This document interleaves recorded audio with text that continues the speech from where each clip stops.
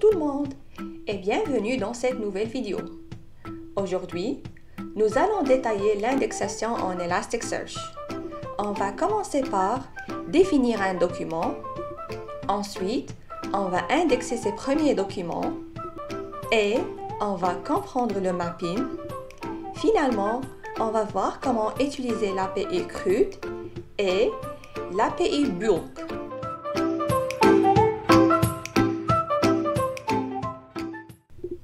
On dit Elasticsearch indexe des documents. Mais qu'est-ce qu'un document? C'est un fichier PDF? Non. Un document Word? Non. Un document texte? Non, pas vraiment. C'est un objet JSON qui peut contenir plusieurs propriétés dans une structure plus ou moins complexe. Un document est un objet qu'on représente en JSON dans Elasticsearch. Voici un exemple.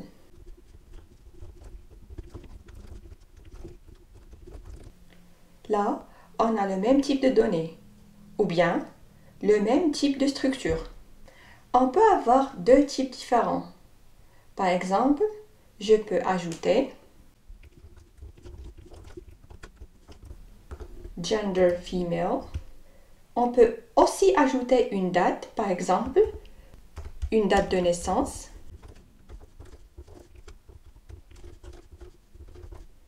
Là, on voit que c'est une chaîne de caractères, mais Elasticsearch va convertir en objet date. On va voir comment traiter tout ça dans Elasticsearch par la suite dans la partie du mapping. On peut même ajouter des valeurs booléennes comme par exemple single, false. On peut ajouter des valeurs numériques, des valeurs flottantes, des valeurs entières comme height. Et voici un entier. On peut ajouter des structures plus avancées, par exemple un tableau avec des prénoms. Par exemple, je peux dire siblings name. En SQL, on fait une jointure avec un tableau qui associe les noms des frères et sœurs, mais avec un document JSON, on ajoute ces informations directement. On a une manière plus efficace pour structurer nos données. Alors, on va les regrouper sous un sous-objet. On va faire par exemple un objet sibling. On peut faire le nombre est 2 et on va ajouter les noms et fermer notre objet. Et puis, on peut même faire quelque chose de plus complexe. Au lieu de faire juste un tableau avec des chaînes de caractères, on peut faire un sous-objet, par exemple, je vais ajouter names.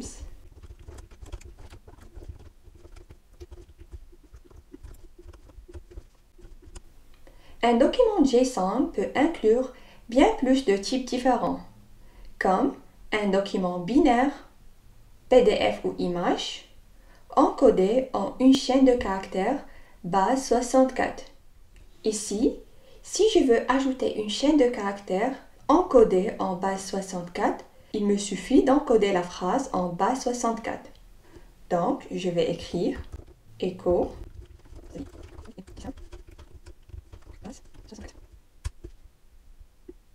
et je peux le stocker dans mon document JSON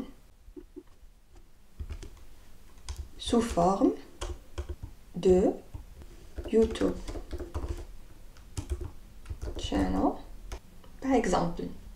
Maintenant, pour s'adapter à ces différentes structures de données, on doit indiquer à Elasticsearch comment se comporter et s'adapter à notre cas d'utilisation. Maintenant que nous avons défini un document, il est temps de l'indexer en utilisant Elasticsearch. Nous allons découvrir quelle API nous pouvons utiliser pour appeler cela. Mais surtout, ce qui se passe à l'intérieur d'Elasticsearch quand nous faisons cette opération. Imaginez que nous souhaitons indexer un premier document. Le cours, l'essentiel d'Elasticsearch. Nous allons appeler l'API put pour déposer un document dans un index qui n'existe pas encore, appelé cours. Le type de document est 0. La notion de type va disparaître dans les prochaines versions. Donc, vous allez mettre seulement doc. Lorsque vous avez exécuté cette requête, Elasticsearch a créé un index appelé cours. Dans Elasticsearch, un index est une sorte de schéma de base de données. Vous pouvez définir des index différents dans le même cluster couvrant plusieurs cas d'utilisation. Elasticsearch se rend ensuite que nous avons un champ, titre. C'est une chaîne de caractères avec laquelle on veut faire peut-être des recherches full text. Elasticsearch va donc créer une structure de données pour ce champ. C'est comme si Elasticsearch crée automatiquement une table de base de données relationnelle avec Create Table. Elasticsearch va ensuite indexer le contenu essentiel de Elasticsearch. Pour ce faire, il va analyser le texte.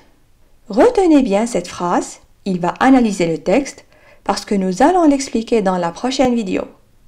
C'est une notion que nous couvrirons plus tard. Il va découper le texte aux espaces et convertir le texte en minuscules. Donc, il va créer 3 tokens. 2, Elasticsearch et essentiel. Pourquoi je stocke les données de cette façon? C'est parce que l'index doit être trié dans Elasticsearch de façon à être beaucoup plus rapide à trouver des entrées dans l'index. Elasticsearch va faire une sorte d'index comme celui qu'on trouve à la fin d'un livre. Il va mettre dans l'index 3 tokens, essentiel, 2 et Elasticsearch, en minuscules, qu'on va associer au document 0. Pour finir, il va stocker le contenu du document JSON dans un champ nommé source, tel que nous l'avons envoyé à l'indexation. Nous allons voir par la suite en quoi cela est utile.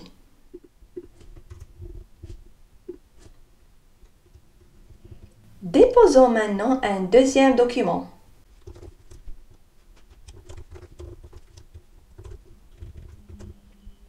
On veut déposer le deuxième document avec comme numéro 1 et comme titre Initiation au Deep Learning. J'ajoute un champ commentaire. Deep Learning pour débutants.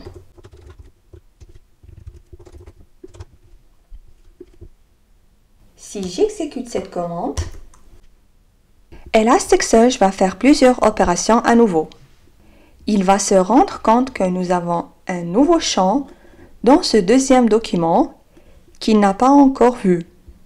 C'est une chaîne de caractères qui va servir a priori pour faire de full text search. C'est comme si Elasticsearch va faire une opération alter table avec un nouveau champ dans la base de données relationnelle. Et Elasticsearch va ensuite indexer le champ titre comme nous l'avons fait au premier document.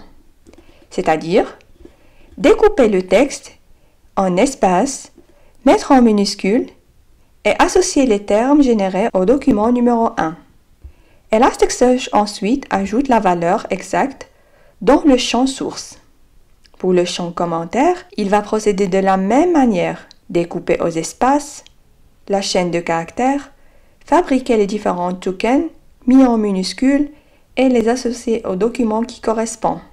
Débutant, Deep, Learning et pour. Rajoutons un troisième document. Si on ajoute le document dont le titre est Initiation à Elasticsearch, Elasticsearch va faire la même chose.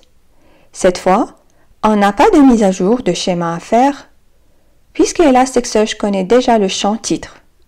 Donc, il va juste analyser le texte, le mettre en minuscules, le découper en espaces et indexer les tokens. Ainsi, le terme initiation va être ajouté à l'index.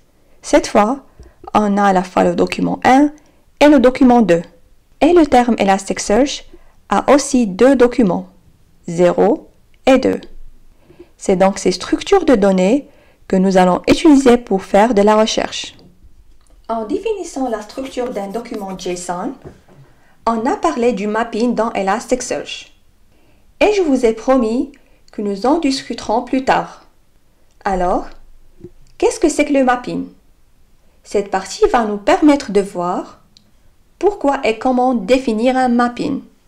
Je commence par récupérer le mapping qui a été généré par l'index court.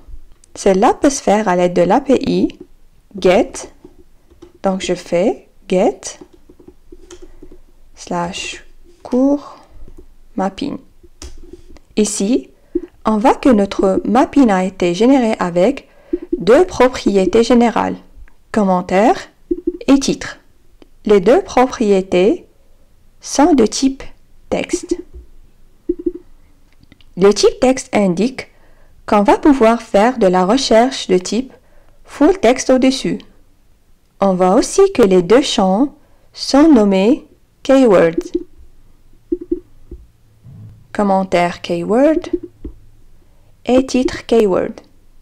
Cela signifie également qu'on peut effectuer des tris, des agrégations et du filtrage précis. Je vous promets maintenant que nous allons le faire plus tard. Alors, indexons un nouveau document.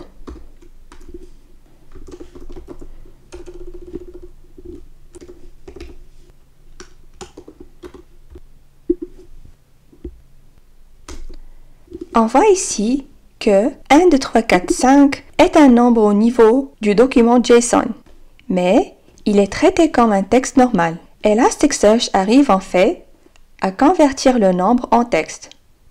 Le document donc est accepté. Maintenant, recommençons depuis le début. On va commencer par détruire notre index court. Pour cela, j'ai appelé l'API delete court et je veux commencer par indexer le deuxième document. Puis à nouveau, le premier document comme nous l'avons fait précédemment. Ici, on est face à cette erreur. Par cette erreur, Elasticsearch nous informe qu'il n'arrive pas à parser le champ commentaire et il nous informe que le champ commentaire est de type long. Sauf que cours Deep Learning ne peut pas entrer en tant que valeur numérique. Pourquoi cette erreur? Elasticsearch a déterminé le champ commentaire étant de type long, puisque le premier document qui avait été indexé faisant penser à Elasticsearch que c'était une valeur numérique. Elasticsearch ne peut pas modifier un type existant. Comme on a vu, on peut ajouter des nouveaux champs, mais on ne peut pas dénaturer le champ existant. Essayons avec un nouvel exemple. De nouveau, je vais supprimer mon index et je vais commencer par créer un document qui contient une chaîne de caractères. Ensuite, je vais ajouter mon deuxième document. Bizarrement, j'ai encore fait une erreur.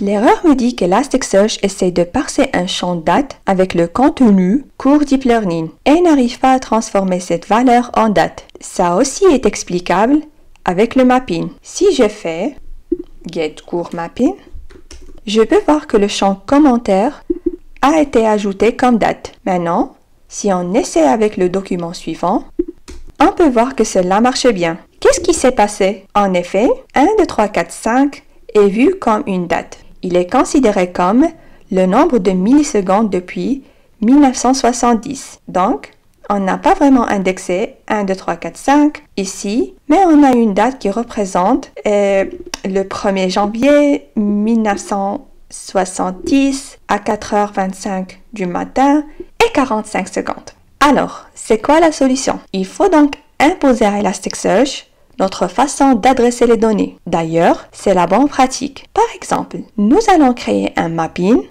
de toutes pièces pour répondre à notre cas d'utilisation. Comme vous voyez ici, j'ai créé un mapping en lui spécifiant le type de données pour les champs. Et quand j'ajoute n'importe quel document maintenant, ça va marcher avec succès. Tout ça montre que la conception du mapping adéquat à nos données est assez décisive dans nos projets d'Elasticsearch. Ne vous fiez pas ces tâches à Elasticsearch. Même s'il est très intelligent et performant, mais parfois, on est mieux servi nous-mêmes. Maintenant, nous découvrons l'API CRUD d'Elasticsearch. CRUD veut dire Create, Read, Update et Delete. Nous avons déjà vu comment créer les documents, alors nous regardons comment récupérer, puis mettre à jour et les supprimer à la fin. Dans le chapitre précédent, nous avons inséré 3 documents dans Elasticsearch pour tester les fonctionnalités du mapping. Pour récupérer un document connaissant déjà son ID, on utilise la commande get cours doc et son ID. On spécifie l'index, le type et l'ID. Pour le type, c'est toujours doc. Enfin, l'idée du document. On voit une réponse d'Elasticsearch. Le document retourné contient le document en question et ses métadonnées. Voyons d'abord les métadonnées. On a l'index, l'idée, c'est ce qu'on a demandé. On a aussi quelques données techniques comme la version, sequence number, primary term. Il nous confirme que le document a été trouvé avec found et true, ce qu'on peut vérifier aussi avec l'entête HTTP avec le code 200. Enfin, on a le document lui-même dans le champ source. C'est ce que j'ai indiqué dans le chapitre précédent. Alors, de la même manière, je peux récupérer le document 2 et 3. Toujours, j'utilise l'index suivi du type, dans ce cas c'est doc, et l'ID. Pour supprimer un document, il suffit d'utiliser l'API delete, suivi de l'index et le type et l'ID du document. Elasticsearch me dit que le document a été supprimé. Cool! Maintenant, si je me prépare une tasse de café et je retourne, j'oublie que j'ai supprimé mon deuxième document et j'essaie de le récupérer. Je vois que cette fois, j'ai un retour qui me dit found false et j'ai bien un code erreur 404 en retour. On peut mettre à jour un document. Reprenons le deuxième document et je vais le mettre à jour. Alors, la bonne pratique, c'est de renvoyer une nouvelle version du document. Alors, je vais essayer avec une nouvelle version plus complexe du document.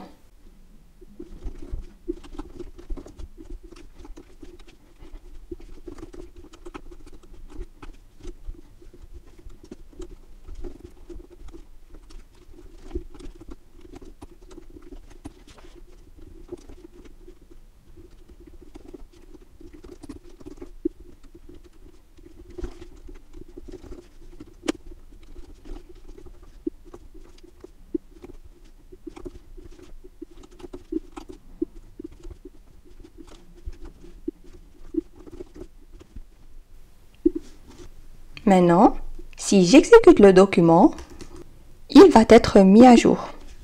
Voyons voir ce qui se passe en arrière-plan. D'abord, Elasticsearch se rend compte que nous avons de nouveaux champs. Comme nous l'avons vu précédemment, il va mettre à jour le mapping puisque nous n'avions pas encore déclaré ce champ. Après, Elasticsearch va analyser le contenu du document et indexer chacun de ces champs, y compris le champ qui existait déjà. Le pauvre, il refait le travail. Et pour finir, il va stocker le contenu du document dans un champ source. Comme nous l'avons précisé précédemment, CRUD inclut l'API Update, mais je déconseille de l'utiliser. Pourquoi vous dites? Voyons avec un exemple. Si je fais git cours doc 3, je vais reprendre le troisième document et disons que je souhaite le mettre à jour avec update. Je vais lui dire, fais-moi un update au troisième document et voilà le document que je veux fusionner avec ce troisième document. Donc, je vais utiliser l'API post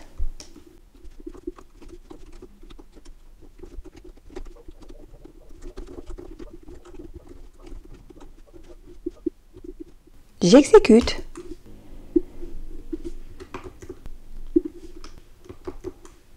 et je viens récupérer le document et je vois que c'est bien fait. Mais, qu'est-ce que s'est passé en interne?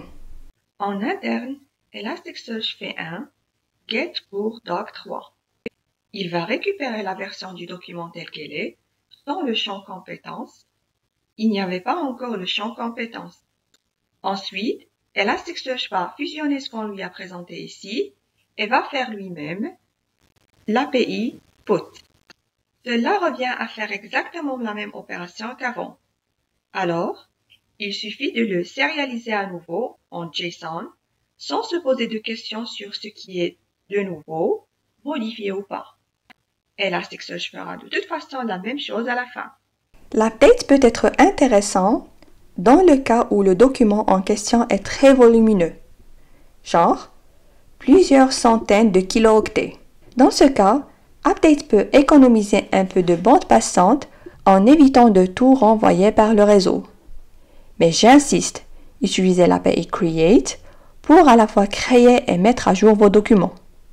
Dans certains cas, nous n'aurons pas l'idée à proposer à Elasticsearch. Peut-être que nous avons injecté des lignes de log. Dans ce cas, il ne s'agit pas des documents que vous allez ensuite éditer pour récupérer l'idée. Dans ce cas, vous pouvez indexer le document sans préciser l'idée. En lieu d'utiliser l'API put, vous allez pouvoir utiliser l'API post. Par exemple, j'ai posté un index qui s'appelle post logs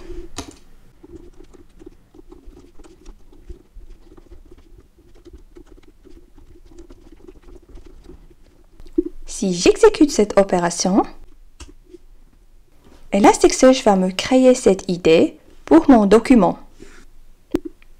Si je exécute cette opération, je vois qu'Elasticsearch génère une nouvelle idée pour ce document. Dans ce chapitre, nous avons découvert les opérations CRUD sur Elasticsearch.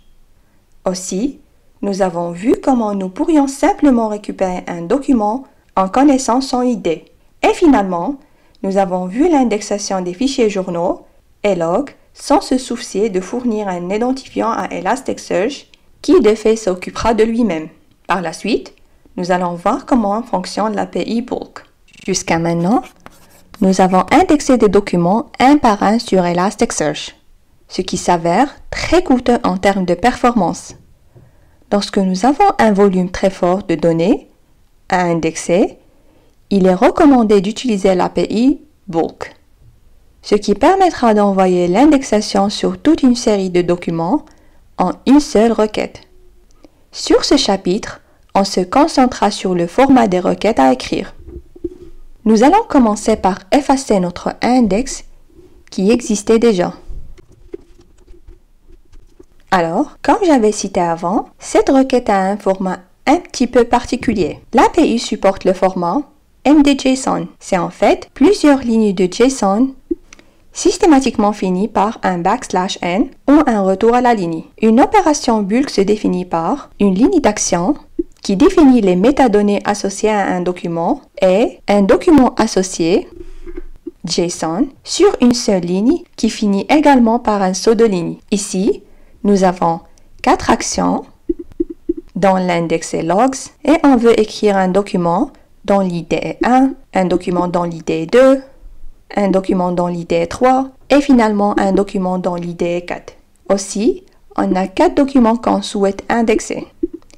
Le résultat nous donne s'il y a des erreurs d'insertion. Ici, on n'a pas d'erreur, donc l'erreur est false. S'il y a des erreurs, par exemple, si je change la date ici par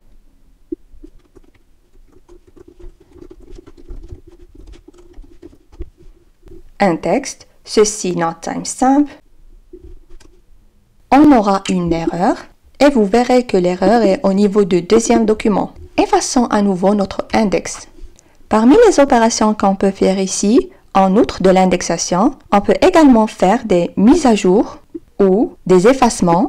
Par exemple, on commence à faire des opérations d'indexation dans l'index et logs avec l'id 1, avec ce message. Ensuite, on peut faire une mise à jour en faisant une même opération d'indexation, toujours avec l'index logs, mais cette fois-ci, on peut changer le message.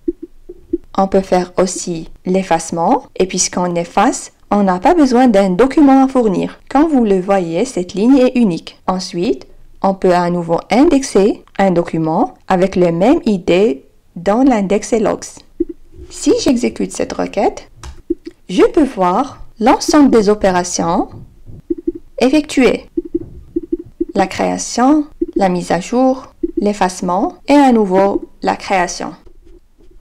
On peut également indexer plusieurs index à la fois. Ici, je vais par exemple indexer un premier document dans l'index et logs, puis un deuxième document complètement différent dans l'index et metrics, puis un autre document dans l'index et personnes. Exécutons. Aucune erreur. Reprenons maintenant notre document d'origine.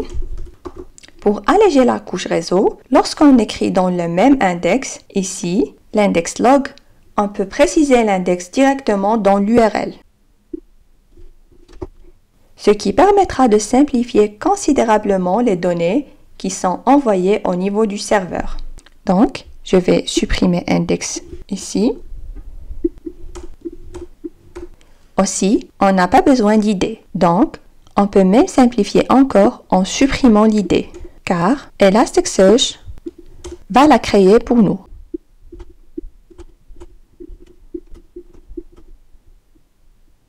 On va aussi supprimer les espaces pour optimiser le réseau encore plus et alléger ce qui va être envoyé à Elasticsearch.